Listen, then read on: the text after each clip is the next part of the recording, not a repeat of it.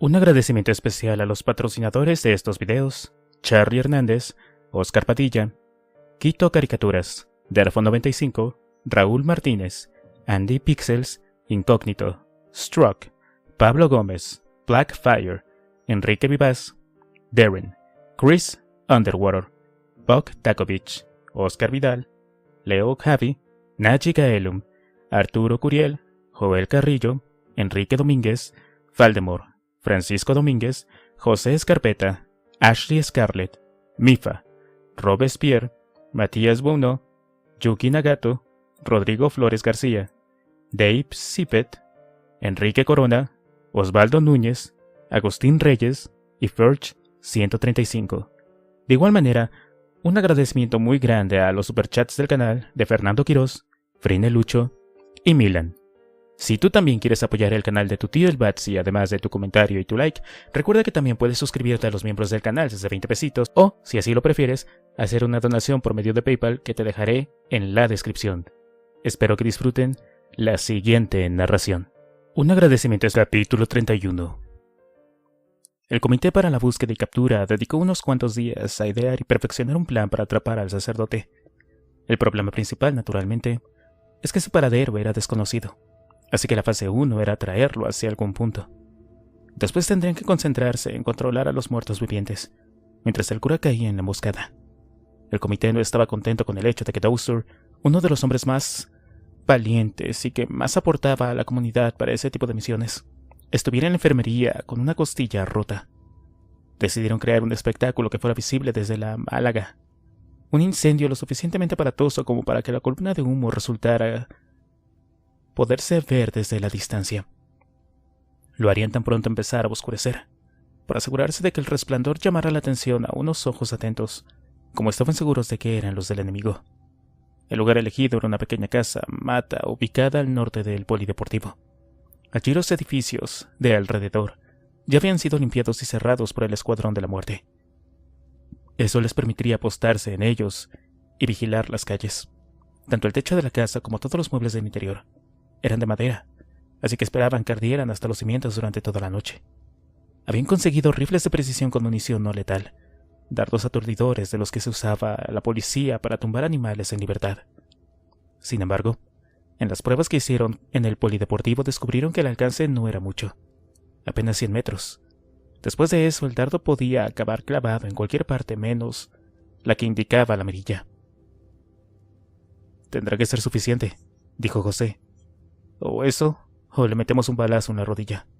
No lo matará, pero le impedirá salir corriendo a esconderse». «No, es muy arriesgado», dijo Moses. «Tendrías que haberlo visto. Está tan delgado y viejo que no creo que sobreviva a una herida como esa. Acusará demasiado la pérdida de sangre. El mismo shock del impacto podría ser demasiado». «Mierda», masculló José. «¿Y no podrían analizarlo post-mortem?» «No me importaría joderlo. Créeme, tengo muchos más motivos que tú para desear verlo muerto», contestó lúgubre. «Pero Aranda tiene razón.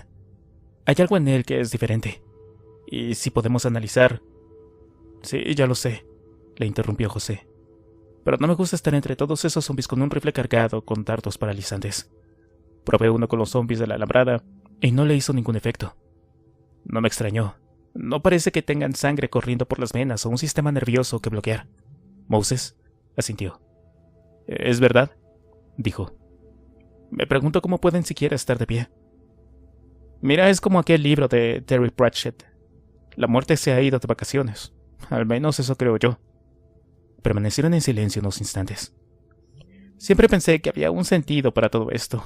Mierda», explotó José al fin. «Me refiero a la vida». «La vida», murmuró Moses pensativo. «Sí, la vida. Siempre pensé que el jefe tenía un plan para todos nosotros», dijo señalando como el índice hacia arriba. «Que habitábamos este planeta por alguna razón. Ahora casi todos han muerto». «No creo que haya un sentido para la vida, José. La vida es el sentido en sí mismo. El ego del ser humano no tiene parangón. Siempre hemos pensado que somos la quinta esencia de la creación y que nuestra existencia forzosamente tiene que divergir hacia algún lado. Nos gusta pensar que somos importantes, que tenemos derecho a trascender. ¿Crees que la termita que vive ciega en su comegenera y que dedica su existencia a recolectar alimento y hacer trofalaxias, ¿tiene un sentido en la vida? No más que tú.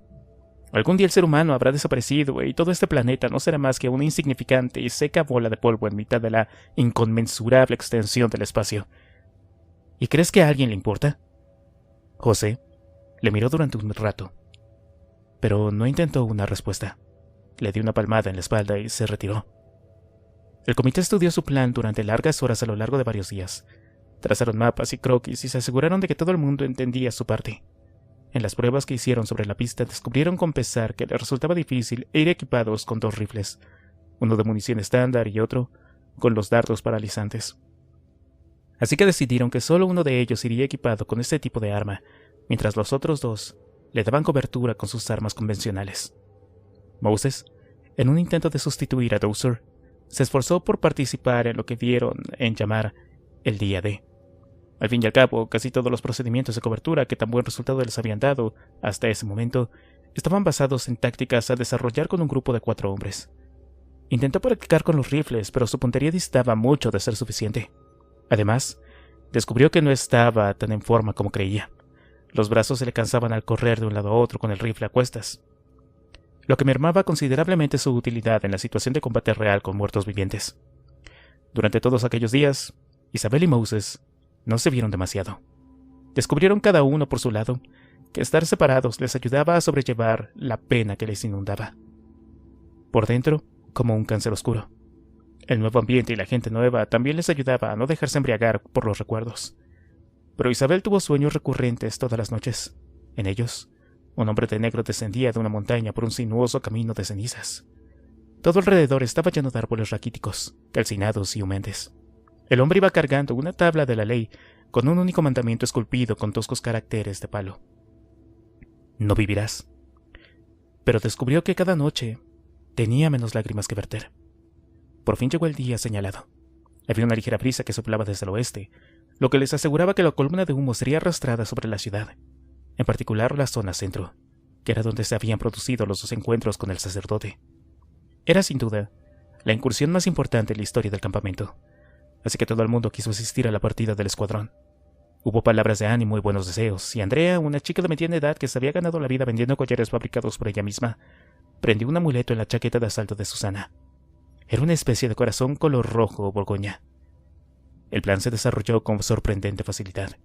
En apenas media hora, la pequeña casa mata estaba ardiendo como una pira funeraria, solo que los muertos no ardían en su centro. Se arremolinaban alrededor inquietos. El equipo de asalto se sentó en uno de los edificios adyacentes, como estaba previsto, y a través de las ventanas del piso vigilaban atentos las calles. Aquella noche no hablaron mucho. José había traído una de sus cajetillas de Benson y Hedge, y todos fumaron mucho más de lo acostumbrado, señal inequívoca del nivel de nerviosismo que acusaban en su fuero interno. El resplandor del fuego era majestuoso, y en cierto sentido hermoso y tétrico a un tiempo. Las llamas arrancaban sombras sinuosas, imprecisas, alargadas, a los muertos que se agitaban en torno a ellas. Era obvio, a juzgar por sus maneras desordenadas y aceleradas, que el fuego los mantenía en un estado de alerta. Eso no lo había previsto. Les dificultaría las cosas cuando tuvieran que salir a la calle. A las 4:20 de la madrugada, uno de los pilares maestros se vino abajo con un clamoroso estruendo, provocando el derrumbe de un lateral de la casa. Las llamas avivaron atrozmente, y un espectro que andaba cerca de las llamas fue alcanzado por una inesperada lluvia de ceniza incandescente. Su ropa se prendió con rapidez, y al instante, todo su cuerpo estuvo en llamas. Sobrecogidos y fascinados a un tiempo, lo vieron avanzar por la calle como si nada hubiera pasado. Sus ojos y su boca eran 2 manchas oscuras en el infierno de fuego que era su cabeza. Casi medio minuto más tarde, el espectro levantó los brazos y cayó de rodillas al suelo, donde permaneció un buen rato, como un muñeco de San Juan horripilante. De vez en cuando, unas violentas llamas azules explotaban de su vientre, o escapaban silenciosas por un costado. Por fin, el espectral figurón se deshizo como una torre de cubos infantiles cayendo al suelo, convirtiendo en un montón de restos carbonizados, aún en llamas. «Jesús bendito», dijo Origen. Al amanecer, llegó a las 8 de la mañana, y reveló un cielo encapotado y cuajado de nubarrones oscuros. El incendio se había extinguido prácticamente, pero aún quedaba un poderoso rescoldo que humeaba. Soñoliento, José miraba todas las cristaleras, sumido en recuerdos de su vida anterior. Tenía recuerdos de aquella misma calle, llena de autos conducidos por personas con ocupaciones y recuerdos de gente que arrastraba afanosamente sus carros de la compra por las aceras, de madres con sus hijos que compraban alguna chuchería en el desvencijado kiosco de la esquina, o de jóvenes que iban y venían de sus trabajos, cargados con aquella mochila maletín especial para portátiles. Recordaba el menú de 7,50 € del restaurante Uña, y la deliciosa paella que solía ir con él. Y tantas cosas más. Susana le desconectó del río de recuerdos en el que se había metido zarandeándolo nuevamente. «No ha venido», dijo. «No, el hijo de puta no ha venido. Vaya mierda». «¿Y qué hacemos?» «Me gustaría esperar al menos un par de horas. Es posible que viera el humo anoche y decidiera investigar por la mañana». Miró por encima del hombro y vio que Urigen dormía apoyado sobre una columna abrazando el rifle cargado con dardos aturdidores. «Mira ese», protestó Susana. «Se va a volar la nariz el cabrón», dijo José riendo a media voz. «¿Crees que es prudente esperar un poco?», preguntó Susana. «¿A qué te refieres?». «¿Qué pasa si aparece ahora? ¿Crees que estaremos bien para salir a corretear entre zombies, cubrir a Urigen, dar caza serenamente y volver con su cuerpo a casa?». José meditó unos segundos. Le escocían los ojos por falta de sueño, y a decir verdad, no se sentía ni con fuerzas para quitarse las botas. «No, probablemente no», admitió, taciturno. «Pues despertemos a la bella durmiente y volvamos, que ya son horas». Capítulo 32. Sandra tenía 25 años cuando se despertó aquella mañana para ver el amanecer desde su pequeña ventana. Mientras se lavaba con unas toallitas húmedas, silbaba contenta. En ningún momento sospechó que jamás volvería a ver una puesta de sol. Sandra era una de las pocas personas que estaban contentas con su situación actual. La vida no le había ido demasiado bien. Dejó el colegio a los 16 para entregarse a una vida disipada donde conceptos como una micra de cocaína capturaban el 90% de su campo de atención. Unos meses después de cumplir 17 años se quedó embarazada de un gitano que malvivía en el barrio de La Palmilla. Era la primera vez que hacía el amor y ni siquiera le gustó. Más bien le pareció soez y doloroso. Su madre se ocupó de su bebé, que contra todo pronóstico consiguió crecer sano y fuerte. Para ella era apenas un recuerdo brumoso entre las telarañas de la adicción. A poco de cumplir la mayoría de edad, su amiga Julia falleció de una infección generalizada de su cuerpo. Julia se inyectaba todo lo que caía en sus manos, utilizando gran parte de la pensión mínima de su abuela. Una mañana, Julia se sentó en la cocina a esperar a que ella terminara de guisar su estofado de patatas. No probó bocado, pero se llevó la olla express para venderla y sacar algo para la dosis de la noche. Su abuela no dijo nada. Cuando Julia murió, convertida ya en una delgada broma de sí misma, Sandra se asustó de veras. Intentó desengancharse, pero descubrió que era mucho más duro de lo que jamás había imaginado. No recurrió a nadie. Quiso hacerlo sola. Sudaba y tiritaba, de frío a un tiempo. En ocasiones chillaba como una posesa o bien se quedaba inerte, sin fuerzas apenas para retirar el hilo de saliva que le colgaba de la comisura de su boca. Por la mañana, sintiendo los brazos tensos como cables, se miraba en el espejo y sentía deseos de romper el cristal. La que desde allí la miraba era una versión abyecta y aberrante de lo que ella misma fue alguna vez. No lo consiguió. A la tercera noche se lanzó a la calle, robó dinero a un taxista que estaba de turtilia con sus compañeros, y se fue a pillar un gramo de la primera mierda que pudo encontrar. Despertó a eso de las 6:30, fría como un témpano, en un banco de la Alameda. Como había llegado allí, no lo recordaba, pero tan pronto consiguió ponerse en pie, se fijó en un objetivo: conseguir un poco más. Solo un poco más, y seguiría dejándolo. Fue su vecina Miriam quien le hizo frente en el rellano del piso donde vivía. Después de 2 días sin tener noticias de ella, el rostro de Sandra estaba lívido, y las ojeras tan pronunciadas que parecía maquillaje barato de una fiesta infantil de Halloween. Miriam se la llevó a su cuarto y la sentó en la cama. Se enfadó con ella. Le habló, la zarandeó y la abrazó. Y por fin la convenció para entrar en un programa del Proyecto Hombre. Aunque tardó un par de meses en conseguir siquiera cruzar la puerta del edificio para informarse, allí consiguió liberarse de la tremenda losa de su adicción. Cuando completó el programa, le consiguieron un alquiler y un empleo de 4 horas por la mañana como cajera de una importante cadena de supermercados. La chica lo hizo bien y renovaron su contrato de prueba, entre los 3 y los 6 meses. Comenzaba a levantar la cabeza, conseguía su propio dinero y hacía cursos subvencionados con fondos europeos por las tardes. De cocina, de masajista, de esteticista. Una noche la tentaron para salir de copas con algunas compañeras. Era el cumpleaños de alguien y se prometió a sí misma tomarse unos sorbos y volver a casa zumbando, lejos de la noche, como la habían enseñado en el programa. Pero en el primer tugurio al que fueron conocieron un chico de ojos avispados y una sonrisa espectacular. Eran tan diametralmente opuestos al joven que la dejó encinta en automático, ya que se sintió atraída por él. Era atractivo, y todo su lenguaje corporal parecía decir sexo. Bailaron y tomaron caros combinados de vodka, gin tonic y ron, y rieron como rieron, hasta que el paso del tiempo dejó un dedo por la línea de sus labios y le hizo señas para que le acompañara a los aseos. Sandra, embriagada por el cálido aturdimiento del alcohol, quería dárselo todo. Lo deseaba tanto. Pero cuando entraron en el pequeño cubículo del retrete y ella buscó sus labios con un deseo casi animal, sus ojos se toparon con algo que sujetaba delante de ellos. Su antiguo amante, el dueño absoluto de su alma. Una bolsita de plástico con un polvo blanco en su interior. 4 semanas más tarde, Sandra habría perdido su empleo.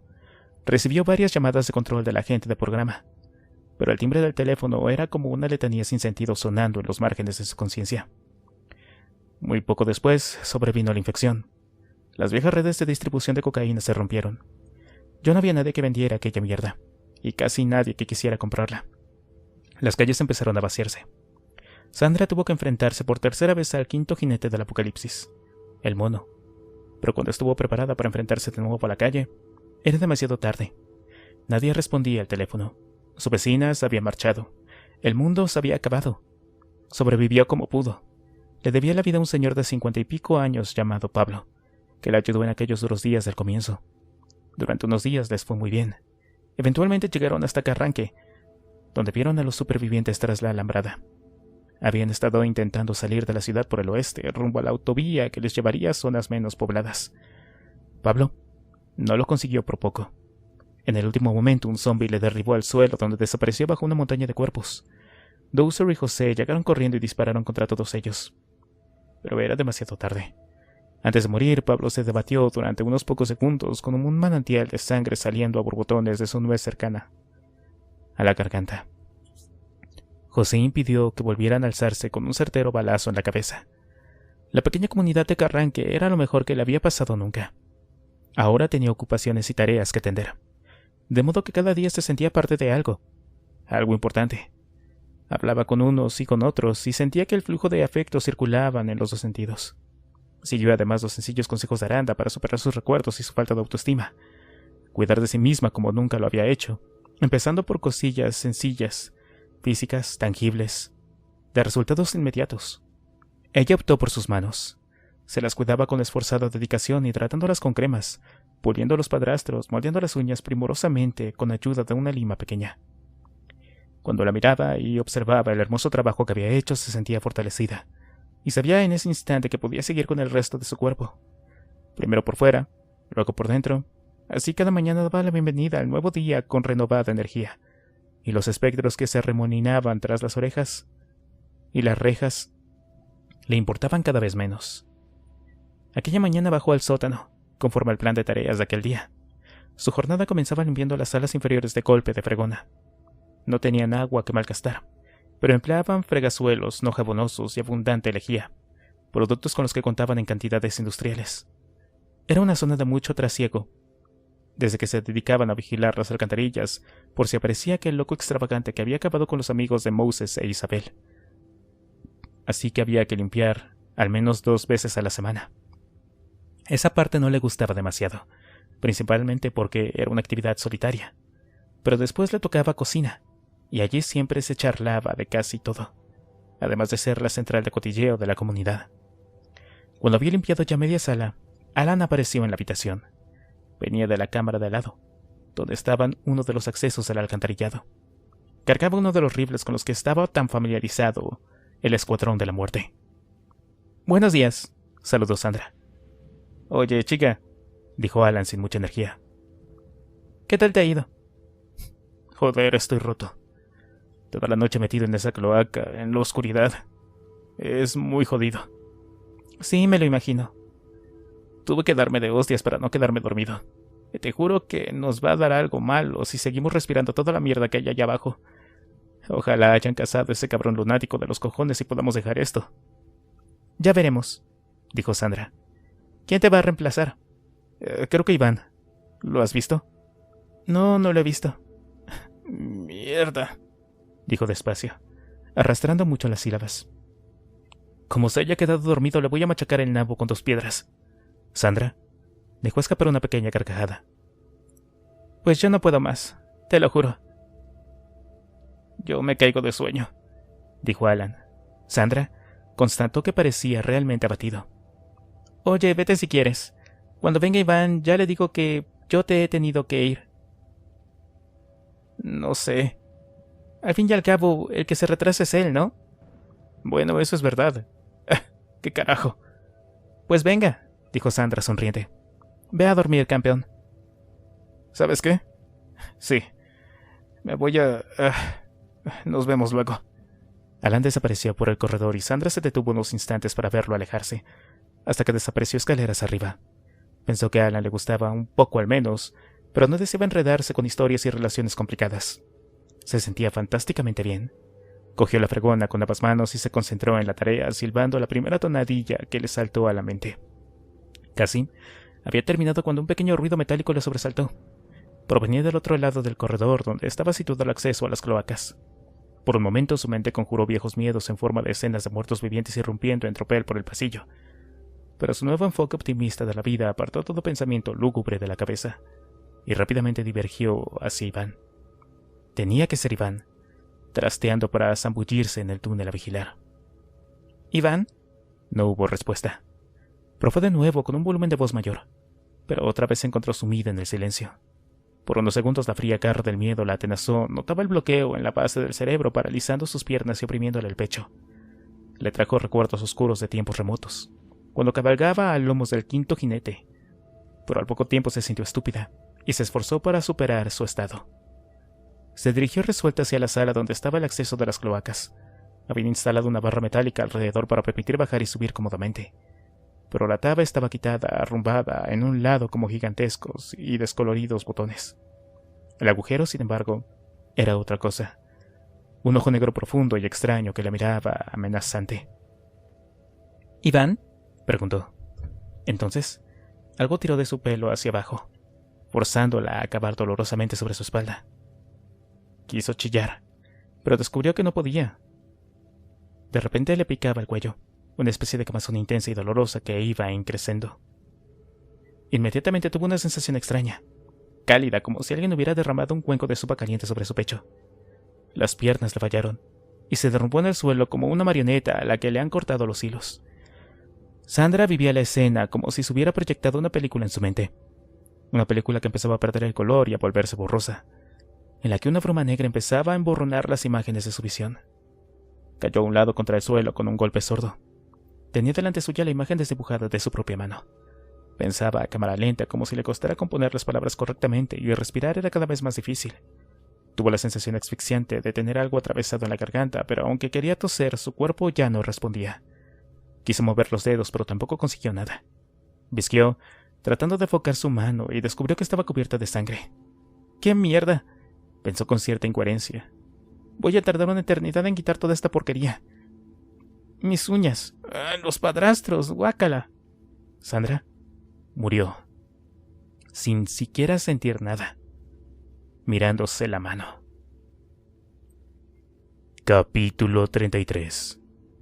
El escuadrón volvió a casa a eso de las 8:30 pasadas, pero no entraron por la sala donde Sandra se deshacía de su espeso charco de sangre, sino por otra sala que les quedaba más cercana, situada al norte. ¿Ha habido suerte?, preguntó el vigía al verlos llegar. No, chico. El hijo de puta no ha venido. Fueron directamente a informar a Aranda, quien les esperaba en la oficina principal. Desde allí se llevaba el control de la comunidad, así que había grandes pliegos con horarios, listas y planes colgados por las paredes.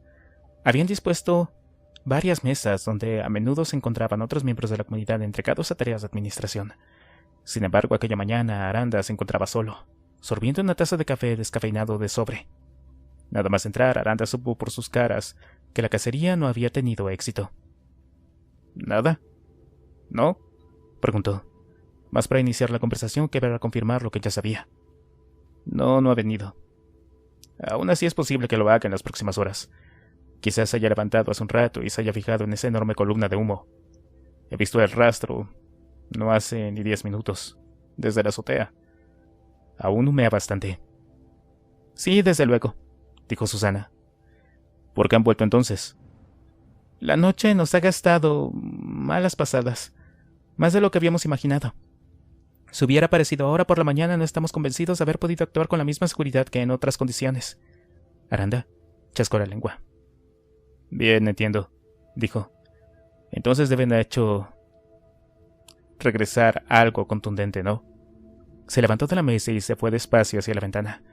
Allí cruzó ambas manos tras la espalda y miró afuera con ojos ausentes.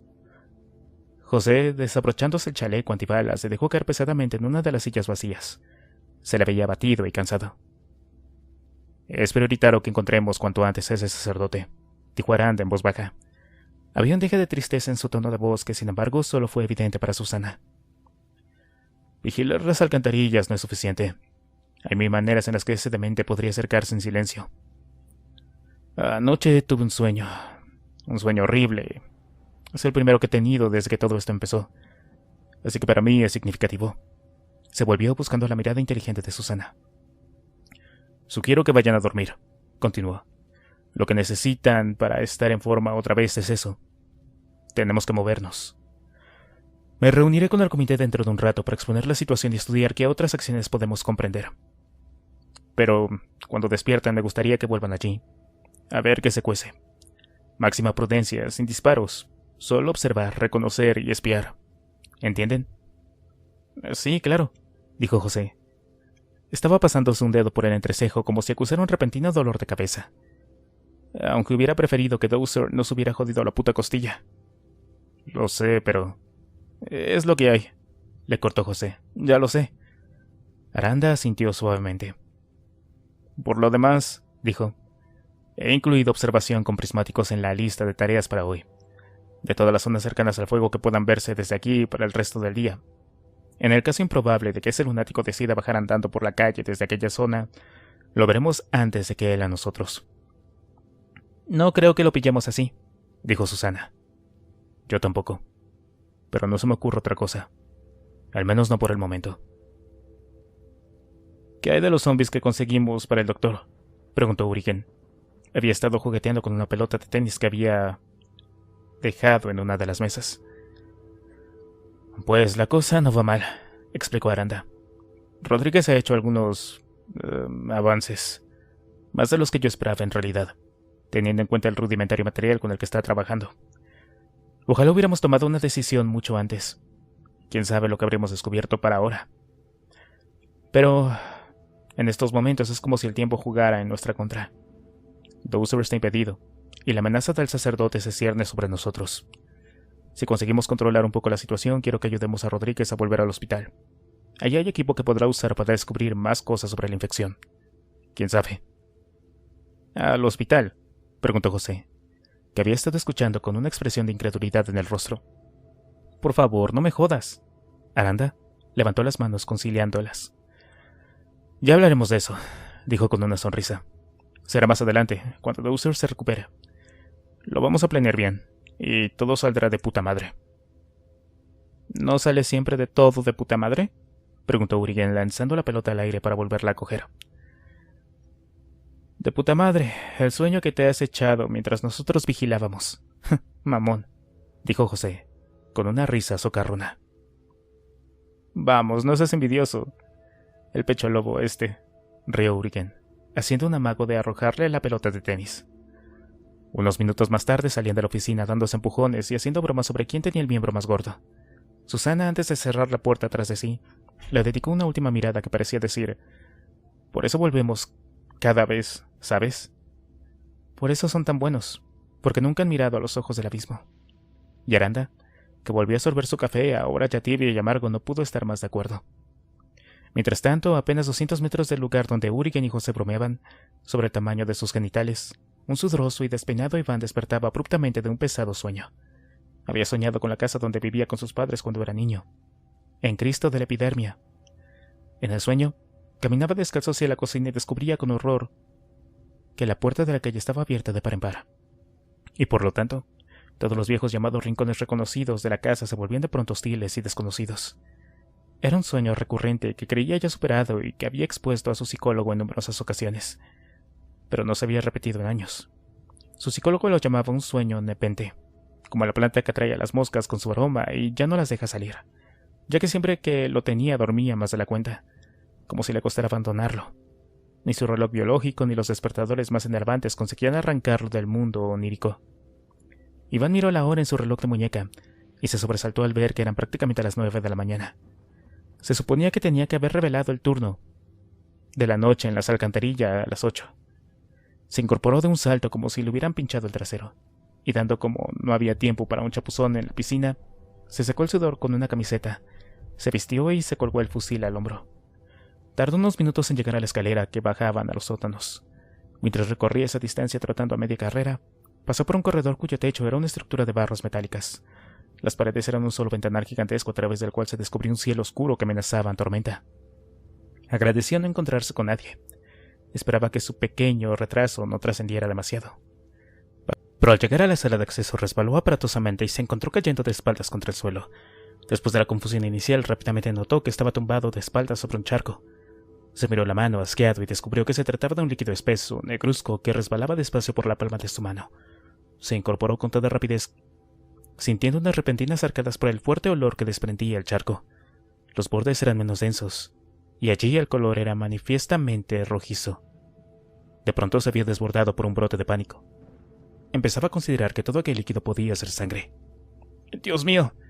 Además del rastro inequívoco del resbalón, había rastros de pisadas en el charco, huellas pequeñas que danzaban por toda la sala en todas direcciones, en confusa aglomeración, y luego desaparecían por el pasillo. Se maldijo a sí mismo por no haber visto antes aquellas marcas sanguinolentas en el suelo de cemento. Llamó en voz alta hacia las escaleras y hacia el agujero ominoso que bajaba hacia las cloacas, pero nadie le respondió. Su mente saltaba de una idea a otra, pero un cartel luminoso trazado con grandes letras fluorescentes de un color rojo de alarma parpadeaba en todas ellas. Por fin, con la vista periférica divisó un movimiento indefinido en la otra habitación. Su corazón latía como una vieja bomba a punto de reventar. Se agachó flexionando las rodillas para recoger el fusil que se había quedado en medio del charco. Le temblaba la mano. La sangre estaba fría y era pegajosa al tacto y hacía resbalar la culata metálica. Entonces apareció una silueta semioculta por las tinieblas de los neones que iluminaban el sótano. Era una mujer. El cabello lacio le caía a ambos lados del rostro, pero no podía identificar de quién se trataba. «¿Hola?», preguntó levantando ligeramente el fusil. Descubrió que solo era capaz de emitir un débil hilo de voz, hecho que aún le asustó más. La figura no le respondió. «¿Quién eres?» «Yo». La figura dio un paso hacia él y luego otro. La luz impersonal del león empezó a retirar la oscuridad, e Iván pudo ver que su ropa estaba empapada de sangre. Dejó escapar un gemido de la impresión. «¡Por Dios, qué!», pero no conseguía articular y poner orden en el mare magnum de sensaciones que le pasaban por la cabeza. Retrocedió 2 pasos intentando decidir si la persona que tenía delante necesitaba ayuda o, por el contrario, se trataba de uno de los caminantes. «¿Quién eres?», explotó con lágrimas asomando en sus ojos grises. Un par de pasos más, e Iván pudo al fin llevarse una mano a la boca, sobrecogido por el terror que tenía delante. Era Sandra, la dulce Sandra. Sandra con una expresión vacía en los ojos, las venas de la cara hinchadas y una horrible herida cruzando su cuello bañado en sangre. «Sandra, Sandra, por Dios», murmuró. Sandra avanzaba hacia él, muy despacio y con aire ausente. Parecía una niña que ha despertado en mitad de la noche y entra medio dormida y bamboleante en el cuarto de sus padres buscando consuelo. Iván se acercó por fin a ella, tomándola por los brazos. «Sandra, ¿qué? ¿Necesitas ayuda? Por Dios. Vamos, Sandra. Vamos arriba». Pero Sandra, que hasta ese momento ni siquiera le había mirado directamente, se encontró de repente con sus ojos. Iván descubrió que estaban velados por una neblina blanca, algo que había visto muchísimas veces en el pasado, y mientras Sandra se abalanzaba hacia él con la boca abierta, comprendió al fin con un horror infinito lo que estaba ocurriendo. Dejó de chillar cuando Sandra, dándole un ávido mordisco, le despedazó la nuez. Su corazón aún latía cuando ya en el suelo ella siguió abriéndose camino por la herida abierta. Capítulo 34. Lentamente, recogida bajo el palio sombrío de un cielo preñado de ominosos nubarrones, la comunidad comenzaba a despertar. El cielo rompió a llorar con un trueno desgarrador, más o menos a la misma hora en la que Iván se despedía de la vida, haciendo retumbar los corredores acristalados para comenzar a llenarse de actividad. Casi todo el mundo subió a la azotea a ayudar a desplegar un gran número de barreños y cubos para recoger el regalo de la lluvia. Entre ellos Isabel, que aquel día había comprendido que sus tareas en el huerto iban necesariamente a posponerse. Aunque aún tenía agua embotellada abundante y podían traer más de un gran número de comercios de alrededor, el agua era un bien muy preciado y se habían trazado planes para aprovechar las precipitaciones desde hacía tiempo. Una vez hubieron distribuido los contenedores de plástico, Isabel se asomó a la cornisa para tener una visión de las amplias instalaciones deportivas bajo la lluvia. Amaba la lluvia. El olor a mojado, su refrescante y gélida caricia en la piel, tan parecido a una relajante ducha ahora ya prohibida. Cerró los ojos e inspiró el aire húmedo mientras la ropa se le pegaba a la piel, y permanecía así unos segundos, escuchando de fondo el singular repiqueteo de las gotas sobre los barreños de plástico, embriagada por el frío y la frescura que traía el aire. Cuando finalmente abrió los ojos y miró hacia abajo con una sonrisa de amplia satisfacción, vio una forma oscura por entre la densa cortina de agua dirigiéndose hacia la entrada del complejo. Mantenían las puertas sólidamente cerradas con gruesas cadenas, ya que nunca encontraron la llave de las cerraduras, y hacía tiempo que tuvieron que romperlas para poder abrirlas. No se usaban de todas formas, porque al otro lado esperaba un confuso tropel de muertos vivientes. Llovía tanto que toda la escena había perdido saturación y adquirido un matiz gris, como una película antigua. Intentó concentrarse en la forma en que caminaba, a buen paso, casi corriendo, claro, para no mojarse. Pero desde esa distancia no pudo reconocer de quién se trataba. «¡Isabel!», llamó una voz desde la puerta de acceso al edificio. Isabel se volvió, pestañeando, para despejar las gotas de lluvia que se le habían acumulado en las pestañas. Era Pablo, un hombre de poblada barba blanca que contaba ya 50 y tantas primaveras, y el encargado del pequeño huerto que intentaba sacar adelante todos los días. Con él pasaba gran parte del tiempo desde que había llegado al campamento. Le había cogido un gran afecto y le gustaba todo de su trabajo. Por ejemplo, el hermoso contraste de sus manos grandes y callosas cuando sujetaba un pulso firme las pequeñas hojas verdes de las plantas, o el tono suave y tranquilo de su voz cuando le hablaba en un esqueje que estaba trasplantado. «Para quitarle el estrés», decía.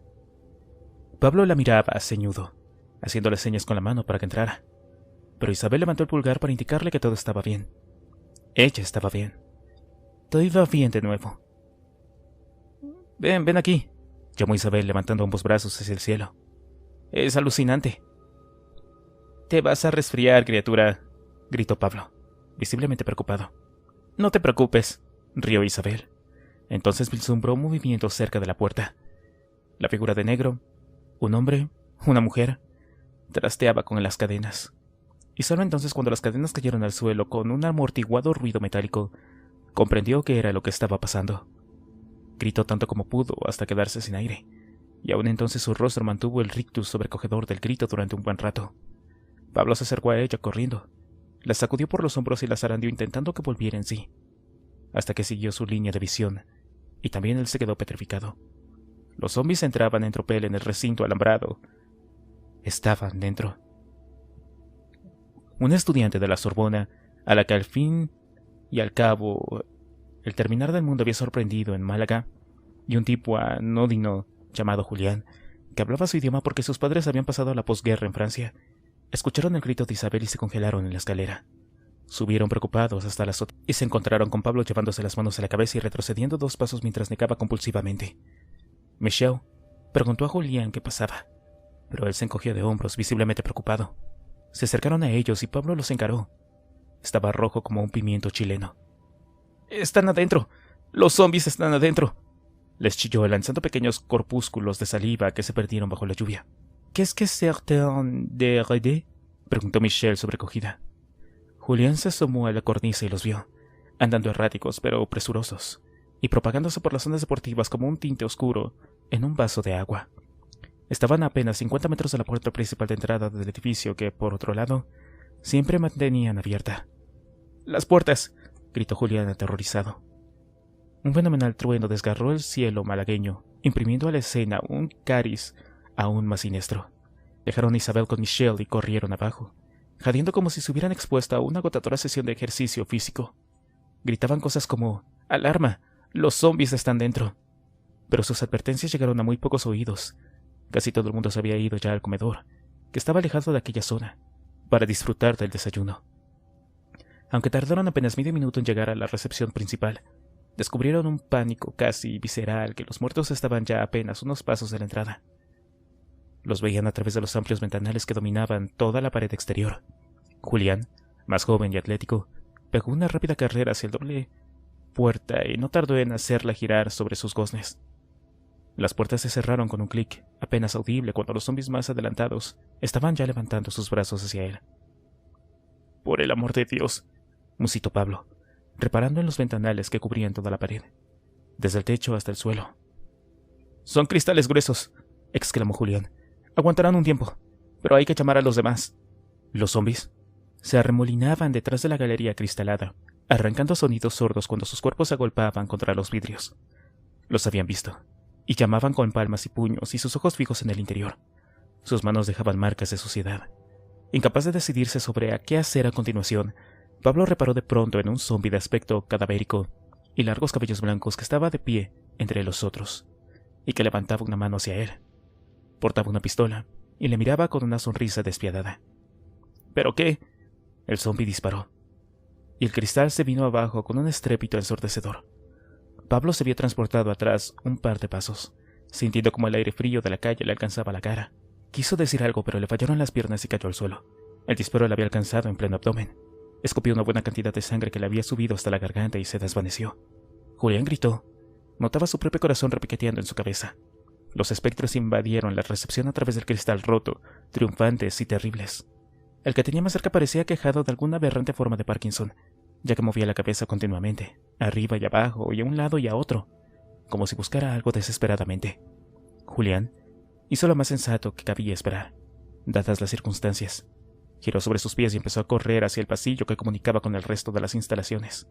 Sin embargo, el zombi de la pistola, que naturalmente vestía sotana y estaba tan vivo como él mismo, entró en el recinto y se tomó su tiempo para apuntar con cuidado. Su disparo resonó fuerte y violento, levantando ominosos ecos por la amplia sala de la recepción. Julián cayó al suelo, viéndose arrastrado medio metro por mor de la inercia. El disparo le había atravesado un pulmón, y al intentar levantarse de nuevo descubrió que sencillamente ya no era capaz. Como el padre Isidro sabía muy bien, el disparo recorrió las filas de zombies, como una orden de activación. Sus movimientos se aceleraron, sus bocas abrieron revelando fauces descompuestas y terribles, y la recepción se llenó de gruñidos salvajes cargados de un odio bruto y puro que parecía provenir de una olvidada herencia ancestral. Y, como había hecho en tantas ocasiones, salió fuera de nuevo y comenzó a empujarlos hacia adentro, como uno de esos encargados de las estaciones de metro japonesas, cuya labor es conseguir que entre la mayor cantidad posible de gente en el vagón estén dentro. Desde la oficina principal, Aranda escuchó el primer disparo, pero lejano y amortiguado.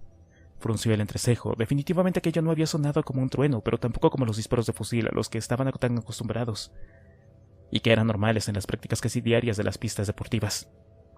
Se levantó de la silla con una sensación extraña. Había estado mascando el peligro como un perro viejo trata de digerir un hueso demasiado duro para sus desgastados dientes. Sin embargo, se esforzaba por no transmitir su preocupación, basada sobre todo en sensaciones, y aunque una angustiosa sensación de presión se había instalado en la boca de su estómago, se contuvo por no salir corriendo a mirar si todo estaba tranquilo. En ese momento, Moses entró en la habitación. «Hola, buenos días», dijo dubitativo. Su rostro acusaba preocupación. «¿Escuchaste eso?» Aquello le bastó. Corrió a la ventana a mirar al exterior. Desde allí se tenía una buena y diáfana vista de las pistas.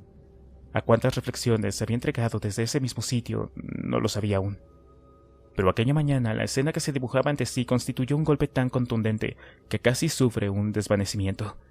Era la certeza inequívoca de que todo por lo que habían luchado se estaba destruyendo, sus miedos confirmados, trocados en una sola escena gris, inundada de lluvia fría, una lluvia que caía sobre una pretolera de muertos vivientes, que ahora deambulaban por lo que habían llamado su hogar.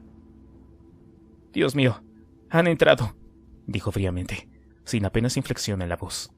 Antes de que Moses pudiera responder, un segundo disparo resonó en la distancia, esta vez mucho más fuerte y preñado de un eco atronador. Por unos segundos, una tormenta de ideas y sensaciones invadieron su mente. Le hubiera gustado accionar alguna alarma que pudiera poner a la comunidad en estado de alerta, pero una oleada de impotencia la atenazó cuando descubrió que no habían pensado en instalar alguna. Tampoco habían pensado en proveerse con unos simples transmisores para avisar al escuadrón de la muerte. Habían sido demasiado soberbios. Maldijo al loco momento en el que pensaron que estaban a salvo de la infección zombie. «Vamos», dijo súbitamente bañado de un sudor frío. «Hay que dar la voz de alarma».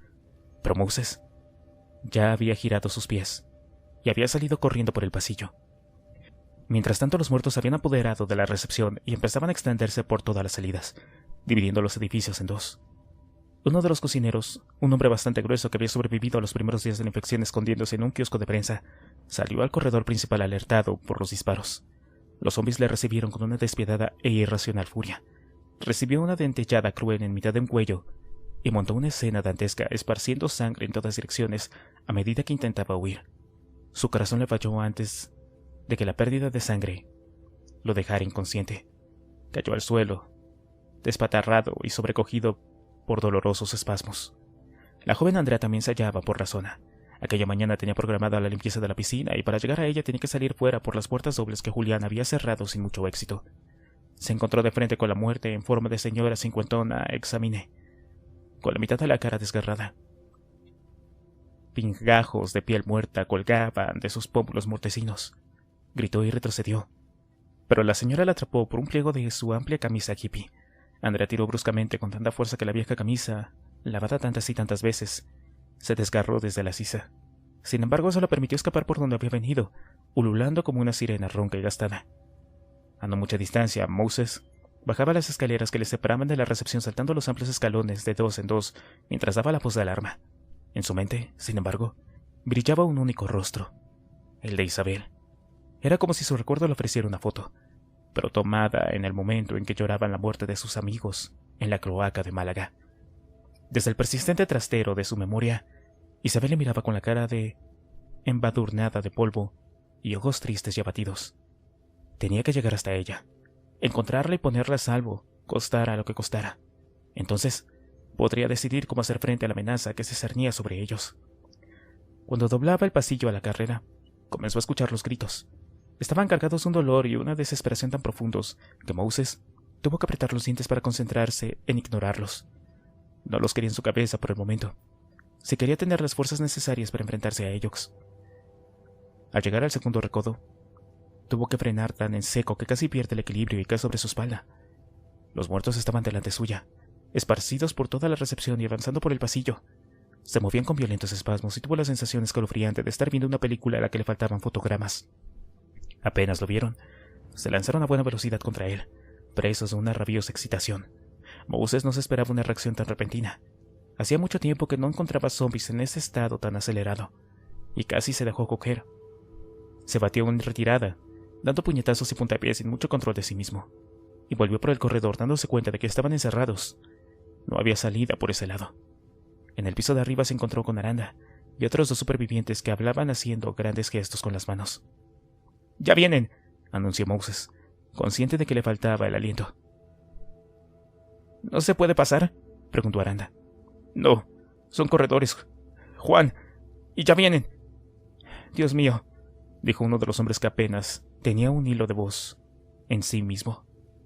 «Por aquí», dijo Juan resueltamente. Juan les llevó a través de una puerta de metal pintada en el mismo tono azul metalizado de la pared. Estaba dura y tuvieron que empujarla varias veces con el hombro para hacerla girar. Desde allí, llegaron a un corredor apenas iluminado con las luces de emergencia que titilaban, con un zumbido apagado tras sus protectores de plástico esmerilado. «Es el distribuidor de emergencia», explicó Aranda mientras corrían. «No podemos salir fuera. Bloqueamos la salida hace tiempo, pero sí podemos llegar al otro ala». Después de recorrer unos 30 metros, encontraron otra puerta similar a la anterior, y de nuevo trataron de abrirla. Cuando, tras imprimir un nuevo esfuerzo, casi lo habían conseguido, la hoja de metal se les escapó de los dedos y se cerró inesperadamente con un fuerte portazo. «Oye», protestó uno de los hombres. La habían cerrado desde el otro lado. «¿Quién está ahí?», gritó una voz tras la puerta. «Somos nosotros», explicó Juan, acercando la cara a la superficie del metal. «¡Carajo!», Por fin, volvieron a abrir la puerta de metal y encontraron a un grupo de 4 hombres que le recibieron con ojos desorbitados. Uno de ellos sujetaba una especie de tubería fina de plomo con ambas manos. Sudaba copiosamente y su lengua, fina y blancuzca, asomaba y desaparecía por entre sus labios como una pequeña e inquieta víbora. «Juan, los zombis», dijo uno de ellos al ver de quién se trataba. «Sí, lo sé». «Perdonen, pensamos que querían entrar por aquí también y...», dijo otro hablando con rapidez. «Tranquilo», le cortó Juan, abriéndose paso entre los hombres. «¿Dónde están los chicos del escuadrón?» «¿El escuadrón? No lo sabemos, nosotros...». Juan y Moses intercambiaron una breve mirada y corrieron por el pasillo que distribuía las habitaciones que se usaban como dormitorios. La mayoría de los supervivientes estaba ya fuera de sus pequeños cubículos, intercambiando excitadas impresiones con nerviosismo y corriendo de un lado para otro. Al ver pasar a Juan, las miradas se centraban en él, como si esperaran que los liderara en alguna loca batalla final contra los espectros. Pero Juan fue directo al fondo del corredor, donde estaban las habitaciones de los que hacían las rondas nocturnas. Eran las más alejadas, para asegurarse de que quienes la usaban pudieran descansar correctamente mientras fuera regía la actividad diurna. Estaba segura de encontrar allí a los chicos. «Susana, José», gritaba mientras llamaba a las puertas con el puño cerrado. Moses se unió a él, golpeando con ambos puños. «Urigen». Susana fue la primera en salir, abriendo la puerta con un rápido movimiento. Tenía los ojos enrojecidos, propios de los que se han caído de un sueño profundo, pero insuficiente, y vestía únicamente una larga camiseta que le llegaba hasta las rodillas. Aranda la encaró. «Son los zombies», dijo.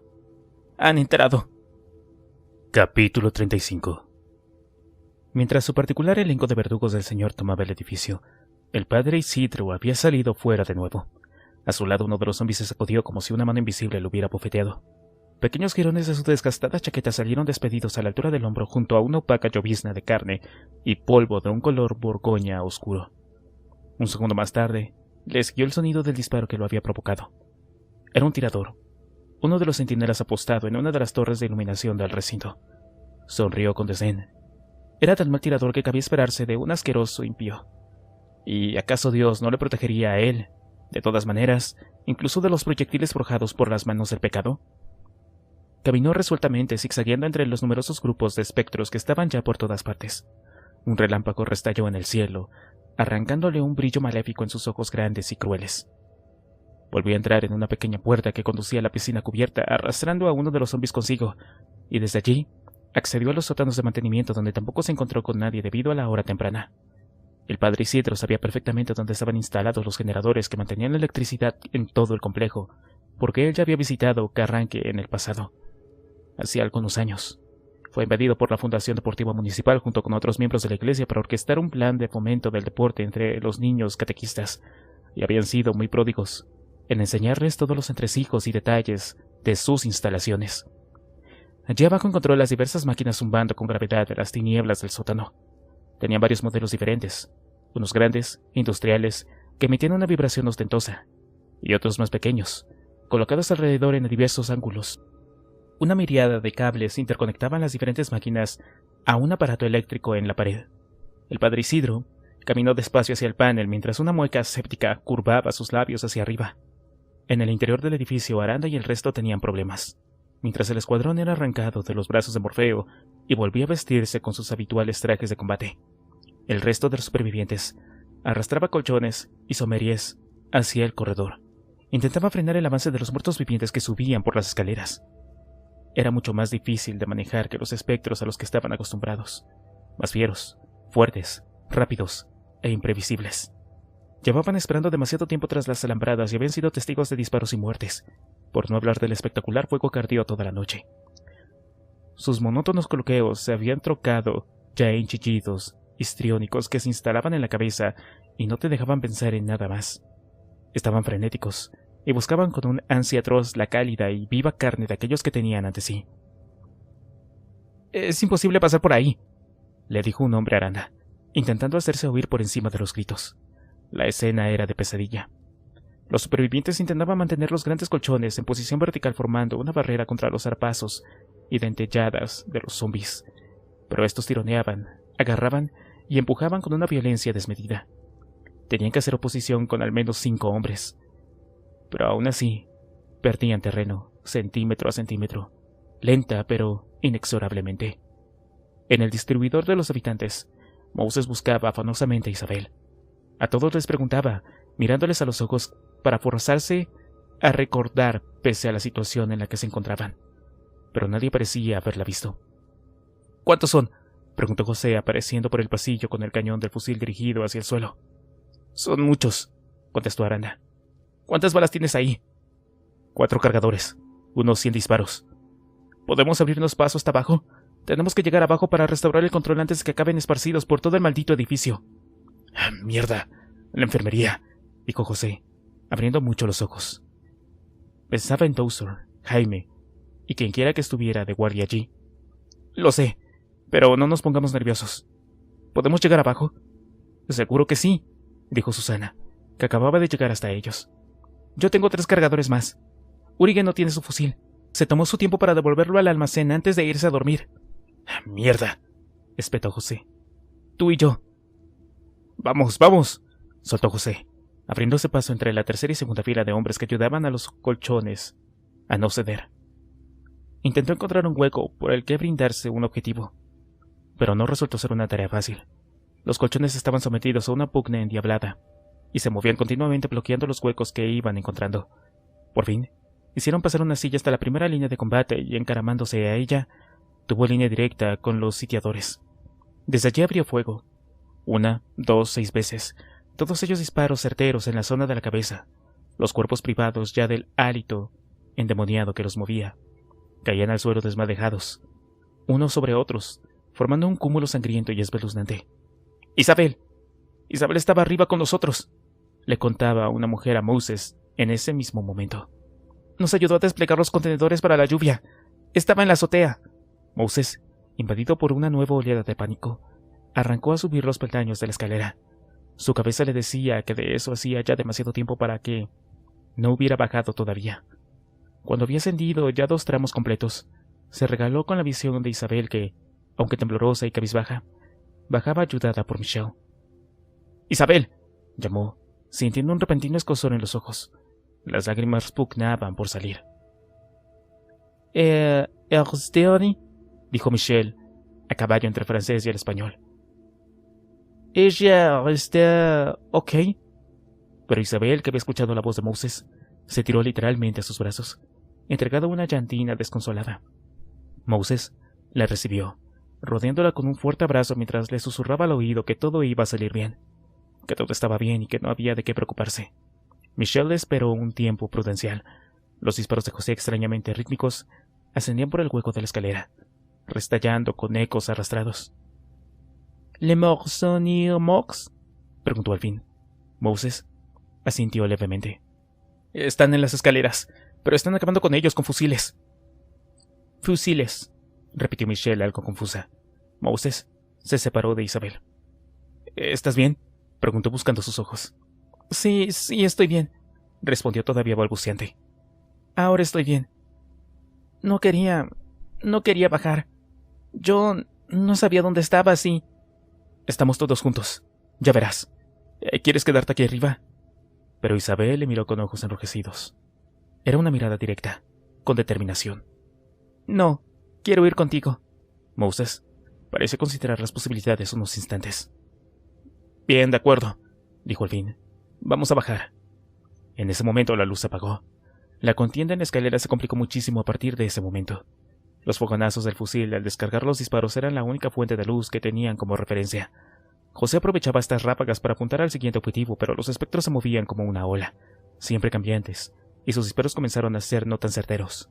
Cada estallido lumínico traía una nueva imagen de horror, como pequeños instantes capturados en una fotografía, y se daba perfecta cuenta de que ya no les acertaba en la cabeza. Única posibilidad de abatirlos. Un disparo hizo volar la mandíbula de algún desdichado. El siguiente arrancó de cuajo un trozo de cuello del zombi que tenía inmediatamente delante, pero el tercero se perdió sin que hubiera tenido repercusión alguna. Ese hijo de puta está en el sótano de mantenimiento, con los generadores, dijo Aranda, más para sí mismo que para los demás. Sin embargo, era imposible llegar hasta allí sin limpiar las escaleras. Apretó los dientes con fuerza. Disparos. Los fogonazos conferían a la escena un tinte macabro en blanco y negro, y el aire se llenó del aborrecible hedor de la pólvora y la sangre. En el edificio anexo que se usaba como enfermería las cosas no iban mejor. Carmen, o Carmencita, como la llamaban todos, había dado un buen respingo cuando el primer disparo le hizo levantar la vista a la vieja novela que estaba leyendo. El sonido era definitivamente diferente del que de un trueno proviene, más breve, más intenso, como el de un petardo que retumba en la acera de una calle. Sin embargo, llovía con demasiada intensidad como para que alguien estuviera haciendo prácticas de tiro, y sabía perfectamente que los chicos del Escuadrón de la Muerte estaban esa noche llevando a cabo su misión. Inquieta, se asomó al exterior. Su sobresalto fue tal que la novela resbaló de su mano y cayó al suelo. Había zombies allá afuera, dentro del recinto a apenas 30 metros. Avanzaban erráticamente por la zona situada entre los edificios y las pistas deportivas. Se llevó una mano a la boca, sobrecogida por un oleado de pánico como no la había experimentado en mucho tiempo. Pero reaccionó con rapidez y se apartó de los ventanales, lejos de su vista. Corrió entonces pasillo adentro y bajó los pocos peldaños que le separaban de la oficina, donde el doctor Rodríguez se afanaba en analizar los resultados de sus investigaciones. Había llegado sobre las 5 de la mañana, incapaz de dormir más, y había estado intentando aislar el agente patógeno que había encontrado, pero sin mucho éxito. «Doctor», dijo. Su propia voz le sonó desconocida, más aguda y trémula de lo normal. El doctor Rodríguez levantó la vista hacia ella, mirándola por encima de sus gafas. Carmen estaba blanca como una pared encalada, y rápidamente supo que algo estaba mal. Definitivamente mal. «¿Qué ocurre, Carmen?» «Los... están aquí mismo». El doctor Rodríguez pestañeó, intentando descifrar sus palabras. «¿De qué hablas?» Pero entonces, una algarabia tremenda de cristales rotos llegó hasta sus oídos. Por la intensidad del ruido estaba claro que se trataba de las ventanales de acceso a la enfermería. «Jesús», dijo el doctor Rodríguez súbitamente lívido. «Han entrado, doctor», susurró Carmen. «¿Y son muchos?» «Muchos». «Vamos», dijo Rodríguez resueltamente. «Tenemos que empujar la cama de Jaime y llevarla donde está Dowser. Solo así podemos asegurar que podremos resistir un tiempo, hasta que alguien venga por nosotros». Se pusieron rápidamente en marcha, confiando en que tuvieran aún un par de minutos hasta que los zombies llegaran hasta ellos. Jaime dormitaba todavía cuando llegaron. Le habían dado codeína la noche anterior porque acusaba un fuerte dolor en el pecho. Cuando empezaron a empujar la cama fuera de la habitación, agradecieron de que tuviera ruedas. En pocos segundos, llegaban junto a Dowser y cerraban la puerta doble tras ellos. «¿Qué ocurre?», preguntó Dowser. «Carmen dice que los zombies han entrado. Hemos escuchado cómo rompían el cristal de la entrada. Pueden llegar en cualquier momento». Dowser pestañeó, intentando asimilar la información. En unos pocos segundos, su mente le proporcionó una fugaz composición con los rostros de casi todos los miembros de la comunidad, oscurecidos por un tinte opaco de color rojo intenso. Al volver a hablar, descubrió que tenía la boca totalmente seca. «Doctor, ¿no tiene alguna arma por aquí?» Rodríguez negó con la cabeza. «Bien, ese es un error que quizá paguemos caro. Tenemos que bloquear la puerta». Miró alrededor. Había un pequeño armario con medicamentos, pero no parecía demasiado pesado. Sin embargo, no tenía otra cosa más que eso, y las propias camas, que para colmo de males estaban dotadas de ruedas. «¿Pueden empujar ambas camas sobre la puerta?» «Sí». De repente, escucharon un ruido indeterminado tras la puerta. Carmen dio un pequeño salto sobre sus pies. Dowser se llevó un dedo a los labios, pidiéndoles a todos silencio. Cuando volvió a hablar, lo hizo en un tono de voz susurrante, tan bajo como pudo. «Doctor, empuje las camas, pero despacio. Si no saben que estamos aquí, ni siquiera se interesarán por la puerta». El doctor y Carmen comenzaron a empujar la cama de Dowser con todo el cuidado que les fue posible, y se aseguraron de que quedara bien pegada a la puerta doble. Luego, con la misma cautela, hicieron lo propio con la cama de Jaime. «¿Se pueden trabar las ruedas?» El doctor se agachó y descubrió con gratitud que las ruedas tenían un seguro para evitar su movimiento cuando no se deseaba. Accionó los seguros de todas las ruedas y se incorporó, levantando el pulgar. «Bien, bien». Se quedaron todos en silencio, mirando las puertas blancas y concentrados solo en escuchar. A lo lejos, se intuía un rumor incesante de agua cayendo. Pero eso era todo. Si había zombies allá afuera, no podían asegurarlo. Carmen, sin apenas proponérselo, se acercó al doctor y se abrazó a su cintura. Temblaba como una hoja al viento. Y eso era decir poco. Capítulo 36. En el edificio principal, José municionaba ya el segundo cargador. Las escaleras eran testimonios de una barbarie que había escapado ya de toda mesura. Cuerpos sin vida se encontraban desparramados en todas las posturas, apilados en una amalgama monstruosa de brazos y piernas. Pero aún así, continuaban llegando. habían bajado los colchones a media altura para que Susana pudiera abrir fuego sobre ellos. A partir de ese momento tuvieron un poco más de respiro. Aranda lo vio claro. «¡Hay que avanzar!», les gritaba, ayudando a los hombres que sujetaban los somieres. Pero el estrépito de los fusiles en acción no permitía que su voz llegara hasta José. Por fin, pasó entre los brazos del hombre que estaba a su izquierda y pudo acercarse. «¡José! ¡José, hay que avanzar!». «¿Qué?», chilló José inclinándose un poco para acercar la cabeza. «¡Que tenemos que avanzar! ¡Nos quedaremos sin munición, José!». Hacía señas con la mano extendida indicando las escaleras hacia abajo. José asintió con rapidez y realizó un gesto similar a Susana, que tenía siempre un ojo puesto en él. Susana levantó una mano en señal de que había captado el mensaje. «¡Adelante! ¡Poco a poco empujen!», gritó Aranda a los hombres que tenía a su lado. Entonces, avanzaron todos a una, paso a paso, sujetando con fuerza los colchones y someríes. Costaba un gran esfuerzo, y al poco tiempo se encontraron con el problema añadido de tener que pasar por encima de los primeros cuerpos caídos. Uno de los hombres empezó a chillar mientras miraba al suelo, una alfombra dantesca como no la había visto nunca. La sensación fue horrorosa. Pisaban carne blanda, semidescompuesta, que a menudo cedía bajo su peso y se quebraba con un sonido viscoso. O se enfrentaban a la visión enloquecedora de una mano sacudida por espasmos residuales de un sistema nervioso que aún estaba estimulado por el agente patógeno que había provocado la infección zombie. «¡No miren abajo!», chillaba Aranda. «¡Avancen! ¡Avancen!». Pero no se enfrentaban solo a las imágenes entrecortadas que les ofrecía el resplandor de los disparos, sino al olor. Un olor intenso de podredumbre que les invadía completamente. Se les cerraba la glotis sin que pudieran evitarlo, como si alguien hubiera vaciado todo el oxígeno del edificio. Uno de los hombres no pudo más y vomitó con violencia, contrayéndose por el fenomenal arcada. «¡No!», chilló Aranda. El colchón se dio entonces por ese lado y se desestabilizó. Un par de brazos delgados y fibrosos de dedos largos y crispados aparecieron por encima de este, forzándoles a bajarlo. Su cara estaba contraída por las innumerables arrugas que a una expresión de descomunal furia dibujaba en ella, pero Susana no tardó en girar el fusil e impactarle en mitad de la cara. Cayó hacia atrás empujando por la inercia del disparo, con el rostro tornado en una confusión aberrante de sangre y carne, y los brazos aún estirados y circundados de músculos en tensión. Escalón a escalón, consiguieron avanzar hasta el recodo de la escalera, última fase antes del tramo de peldaños que les conduciría a la recepción. Allí, la luz del día, aunque gris y apagada, les permitía ver un poco lo que estaban haciendo, y gracias a ello los disparos volvieron a ser certeros. José, no obstante, acusaba sobremanera la falta de sueño. El fusil le pesaba más de la cuenta, y notaba los brazos temblorosos debido al esfuerzo. También sudaba demasiado y le picaba la cara por efecto de las toxinas que no había librado con el sueño. Pero se concentraba en disparar y no fallar. Sabía que la supervivencia de al menos una veintena de hombres dependía de él. Más disparos. Por fin, al caer desmañado hacia un lado, uno de los cuerpos reveló a su espalda la sala diáfana de la recepción. «¡Vamos!», exclamaba Aranda, empujando los sommeliers en último tramo. «¡Ahora!». A medida que entraban en la sala, se abrieron los flancos de izquierda a derecha, y José y Susana los tomaron con prontitud, abriendo fuego sobre los espectros que se arracimaban allí. Continuamente Aranda intentaba asomarse por encima de los sommeliers para mirar a su izquierda, hasta que por fin divisó lo que buscaba. Era la puerta que conducía al almacén donde guardaban los suministros, el resto de las armas, los frontales, las linternas, los chalecos de la policía, todo. Dando gracias al Señor por los pequeños favores, Aranda constató que estaba todavía cerrada. «¡Hacia la derecha! ¡Al almacén! ¡Al almacén!». Susana tomó tierra con la rodilla para garantizar mejor precisión en sus disparos. «¡José! ¡La puerta del almacén!». «Sí, entendido». Montaron un flanco de protección para permitir el paso del resto de los supervivientes, que avanzaron a sus espaldas.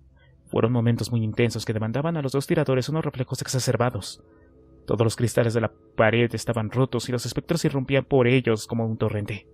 Cuando el tramo que les separaba de la puerta del almacén estuvo expedito, Aranda se precipitó hacia ella con rapidez. Por un segundo le sobrevino la imagen de un rostro descompuesto precipitándose hacia él al abrir la puerta, pero no ocurrió nada de eso. El almacén estaba tan despoblado y oscuro como cabía esperarse. «¡Urigen, cabrón!», gritó José mientras seguía descargando toda su ráfaga contra los zombies. «Ya casi estoy», le respondió Urigen, que entraba en el almacén a recoger su fusil. Aranda había cogido algunos más y los distribuía entre los otros supervivientes. Ya no importaba si sabían disparar o no. Cualquier ayuda resultaría inestimable. «¡Dios mío, vamos a conseguirlo!», decía uno de los hombres con lágrimas en los ojos mientras observaba cómo era derribado un espectro tras otro. Pero entonces, Susana cayó hacia atrás, como si le hubieran propinado un fenomenal empujón. Su espalda golpeó contra el suelo, y el fusil cayó a un lado. Rebotó sobre la culata y quedó tendido, inerte e inútil. ¡Susana!, gritó José. Un coro de exclamaciones de sorpresa y miedo se extendió entre el resto del grupo que esperaba detrás y distribuido entre las escaleras y el almacén. José avanzó lateralmente hacia Susana, sin dejar de disparar. Su mirada cambiaba constantemente entre ella y los atacantes. También Aranda corrió hacia ella. Mientras lo haría, Susana hizo un amago de incorporarse, pero se rindió casi inmediatamente llevándose una mano al pecho. Aranda llegó primero, arrodillándose a su lado sin saber qué le ocurría, pero cuando le cogió de la mano fue del todo evidente. Una aparatosa mancha de sangre teñía la zona de la clavícula izquierda. Juan la miró sin comprender, pero cuando ella le devolvió la mirada y le apretó la mano, lo comprendió todo. Le habían disparado, y sabía muy bien quién había sido. Se giró con el rostro rojo de rabia, buscando entre los zombies y más allá de ellos. ¿Qué pasó?, preguntó José. Otro hombre se acercó a Susana y pasó la mano por debajo de su cuerpo, tanteando con cuidado. Por fin, exhaló un suspiro de alivio. Tiene un orificio de salida, gracias a Dios. Hay que taponear la herida. Pero entonces, Urigen se había apostado ya junto a José y estaba disparando con toda la rapidez que le era posible. Otros 3 hombres hacían lo mismo, pero sus disparos eran erráticos y demasiado esparcidos como para resultarle de ayuda. Mientras Susana era atendida, Juan se puso de pie buscando frenético al sacerdote entre las filas de los muertos vivientes. Moses, que lo había visto a todos desde su posición en las escaleras, también había adivinado que el cura había disparado contra Susana y buscaba su rostro con desesperación. Sentía que el tiempo se agotaba.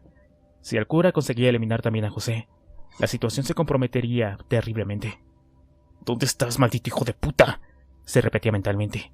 Se erguía cuando le era posible, por encima de la horripilante amalgama de cadáveres, tratando de ver al fondo de la sala. Un pequeño reloj mental marcaba el paso del tiempo con redobles de campana. El segundero tenía forma de guadaña. Capítulo 37. La sala de enfermería era una tumba, lúgubre y silenciosa. La luz se había ido, pero no estaban totalmente oscuras. La claridad se esparcía por un pequeño ventanuco que se abría en la pared, cerca del techo. Nadie decía nada. Jaime aún dormía plácidamente, respirando con regularidad.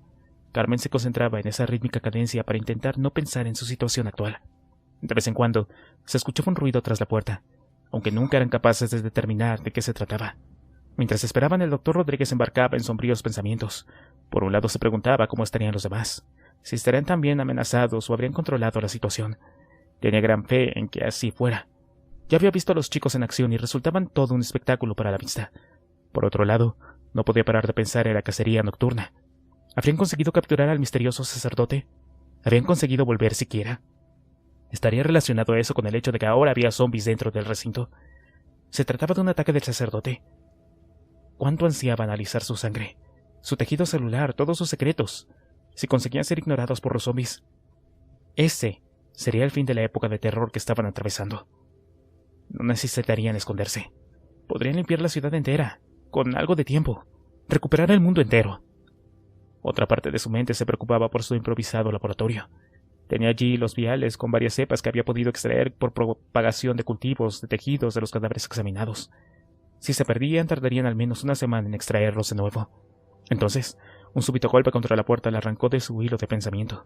Fue un golpe de suerte, pero fuerte, que hizo temblar Rauch entre las jambas. Incapaz de controlarse por más tiempo, Carmen soltó un grito. Dowser la miró con ojos despavoridos. Era como si acabara de enarbolar una bandera roja indicando su posición.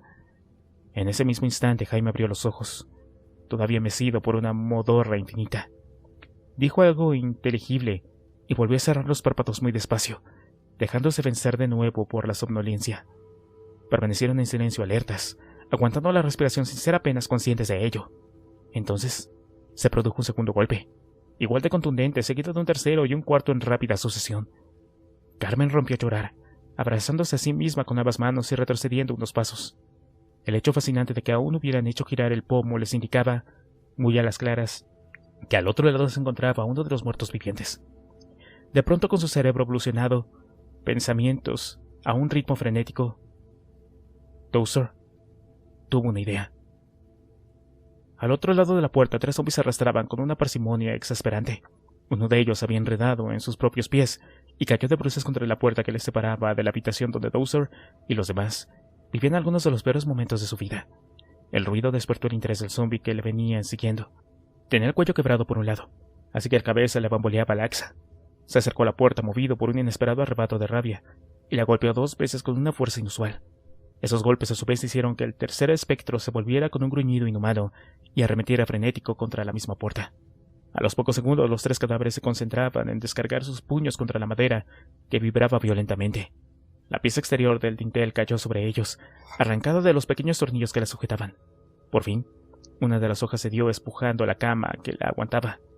Se deslizó, lenta pero inexorable, con un ruido rechinante.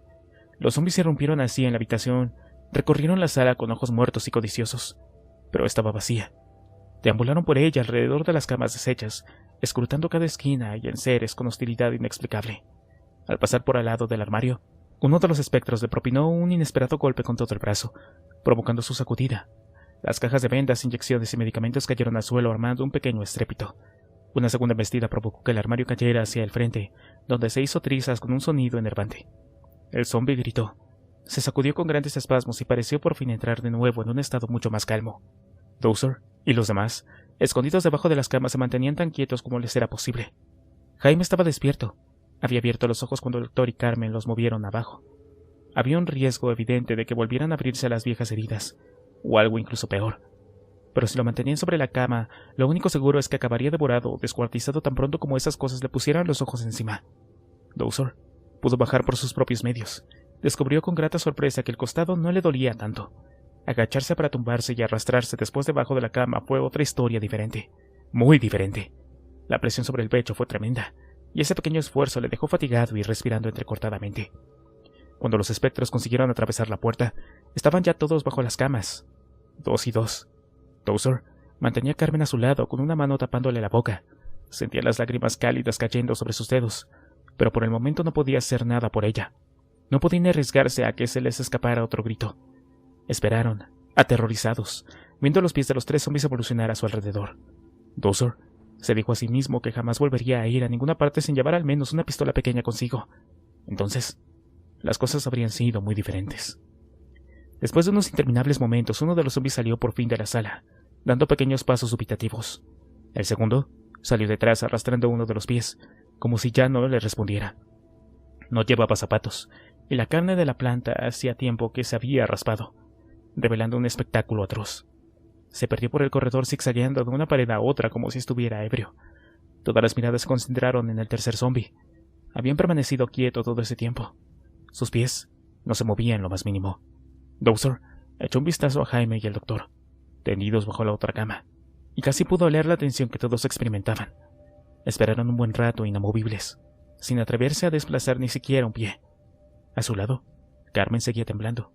Emanaba un olor fuerte a sudor caliente.